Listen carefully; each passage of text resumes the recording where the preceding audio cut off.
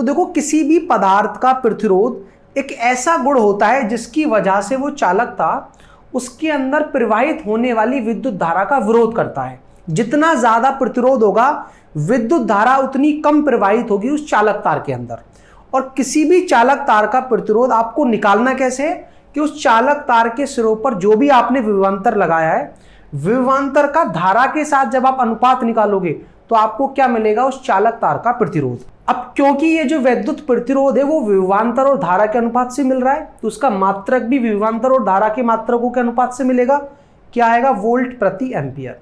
और ये बात भी हमें पता है कि हर भौतिक राशि के लिए एक ऐसा ही मात्रक भी बनाया गया है जो कि किसी भी वैज्ञानिक के सम्मान में रखा जाता है। तो जॉर्ज साइमन ओम के सम्मान में इसका जो मात्रक रखा गया है वो है ओम, और उसको इस सिंबल से आप निरूपित कर सकते हो।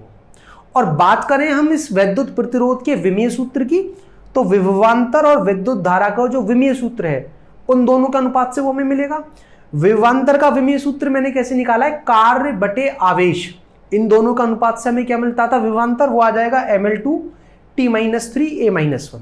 और धारा से जैसे आप विभाजित करोगे तो उसका विमीय सूत्र आएगा ml2T-3A-2। स्टूडेंट्स, एक बात आपको हमेशा ध्यान रखनी है कि अगर कोई भी भौतिक राशि दो भौतिक राशियों के अनुपात से मिलती है तो उस भौतिक राशि के दो प्रकार के मान निकल सकते हैं, एक तो तात्कालिक मान और दूसरा औसत मान। तो यहां पर जो विद्युत प्रतिरोध है इसका एक मान तो निकल सकता है एक निश्चित धारा पर, जिसे हम कहते हैं तात्कालिक प्रतिरोध। जैसे मान लो मैंने किसी चालक तार के सिरों पर 15 वोल्ट का विभवांतर लगाया और उसके अंदर धारा उत्पन्न हुई 3 एम्पियर की। तो अब इस विद्युत धारा पर अगर मैं इस चालक तार का प्रतिरोध निकालूं तो वो कितना आएगा, विभवांतर और धारा के अनुपात के बराबर। तो 15/3 कितना आ जाएगा, 5 ओम आएगा इस चालक तार का विद्युत प्रतिरोध। और इसी तरह से अगर आप 20 वोल्ट पर विद्युत प्रतिरोध का मान निकालोगे तो वहां तात्कालिक प्रतिरोध क्या आएगा, 20/5 मतलब 4 ओम। जबकि औसत प्रतिरोध का मान दो विभवांतरों के बीच में निकलता है। मान लो कि अगर आपने चालक तार के सिरों पर विभव का मान 15 वोल्ट से 20 वोल्ट कर दिया और धारा कुछ इस तरह से परिवर्तित होती है, तो आपसे कहा जाता है इन दोनों धाराओं के बीच में या इन दोनों विभवांतरों के बीच में विद्युत प्रतिरोध का मान निकालो। तो दो विभवांतरों के बीच में जो विद्युत प्रतिरोध निकल रहा होता है उसे हम कहते हैं औसत प्रतिरोध। और औसत प्रतिरोध निकलता कैसे है कि विभवांतर और धारा परिवर्तन का जो भी अनुपात है वो आपको देगा उस चालक तार के लिए औसत प्रतिरोध का मान। तो विभवांतर में हमारा परिवर्तन कितने का हुआ है, 15 से 20 मतलब 5 वोल्ट का। धारा में परिवर्तन हुआ है 3 से 5 मतलब 2 एम्पियर का। तो हमारा विद्युत प्रतिरोध आ जाएगा 2.5 ओम। चलिए स्टूडेंट्स, अब मैं आपको विद्युत प्रतिरोध से संबंधित ऐसे आंकिक प्रश्न सॉल्व कराता हूं जिसमें हमें विभवांतर और धारा ग्राफ से विद्युत प्रतिरोध का मान निकालना होता है।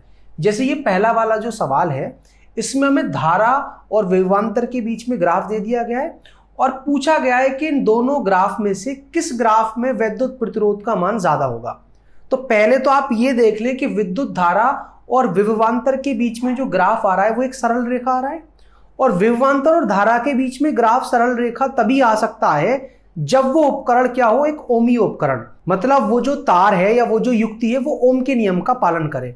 और ओम के नियम से विद्युत प्रतिरोध का मान कैसे निकलता है, V/I से। और मैंने ये कहा था कि अगर आपको धारा और विभवांतर के बीच में ग्राफ दे दिया जाए और आपको किसी भी बिंदु पर विद्युत प्रतिरोध का मान निकालना है तो उस बिंदु पर आप क्या डाल सकते हैं, एक स्पर्श रेखा। वो दूसरी बात है कि इस ग्राफ पर आप कहीं भी स्पर्श रेखा करोगे तो वो इस लाइन के ऊपर ही आएगी।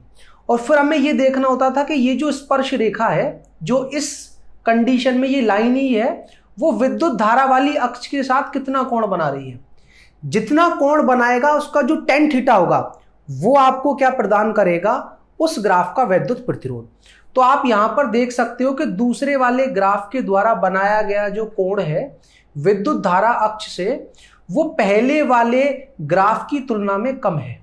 मतलब पहला वाला जो ग्राफ है वो धारा अक्ष से ज्यादा कोण बना रहा है, और जिसका कोण ज्यादा होगा उसका tan थीटा भी ज्यादा होगा। तो आप कह सकते हो कि tan θ1 tan θ2 से ज्यादा है।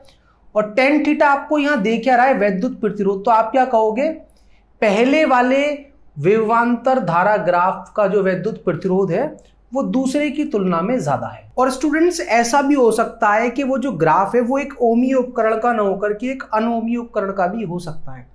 जैसे कि इस सवाल में हमसे क्या पूछा गया है कि चित्र में दिखाए गए VI ग्राफ से आप ये बताएं कि विद्युत प्रतिरोध का मान कहां ऋणात्मक होगा। तो मैंने ये कहा है कि जिस भी बिंदु पर आप विद्युत प्रतिरोध को चेक करना चाहते हो कि वो धनात्मक है, ऋणात्मक है या जीरो है, वहां पर स्पर्श रेखा आप डाल दें। स्पर्श रेखा को आगे बढ़ाते हुए बस ये देखना है कि वो स्पर्श रेखा विद्युत धारा के साथ कितना कोण बनाएगी।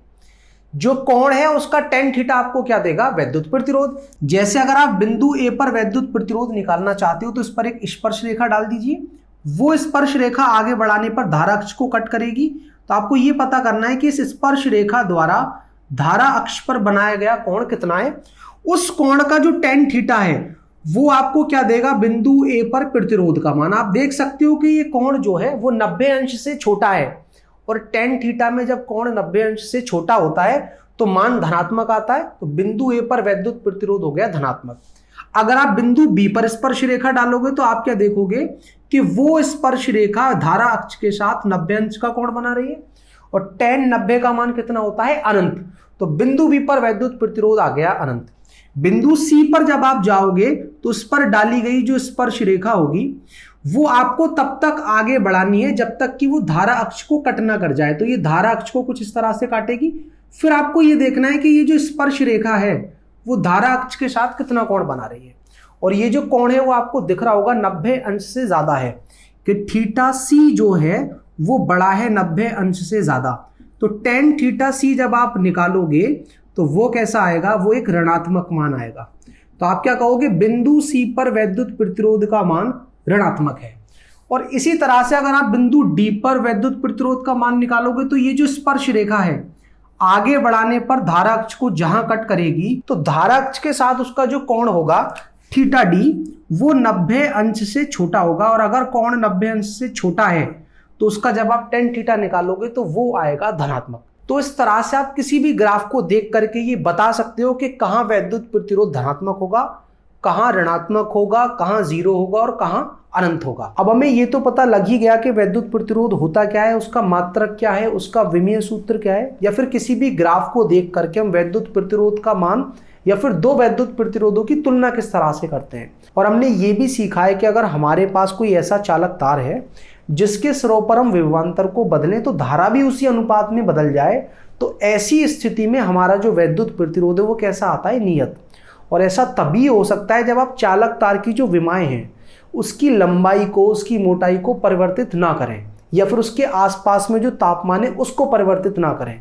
और अगर मान लो किसी चालक तार की लंबाई को मैं परिवर्तित कर दूं, उसके अनुप्रस्थ काट के क्षेत्रफल को परिवर्तित कर दूं, या फिर ताप को परिवर्तित कर दूं, तो विद्युत प्रतिरोध किस तरह से परिवर्तित होता है। अगर आप ये सब जानना चाहते हो तो इस वीडियो पर क्लिक कर समझ सकते हो। और अगर आप दूसरे अध्याय स्थिर विद्युत विभव तथा धारिता से संबंधित कुछ भी पढ़ना चाहते हो तो आपके लिए हमने प्लेलिस्ट तैयार की है। इस पर क्लिक कर आप जो टॉपिक चाहो वो पढ़ सकते हो।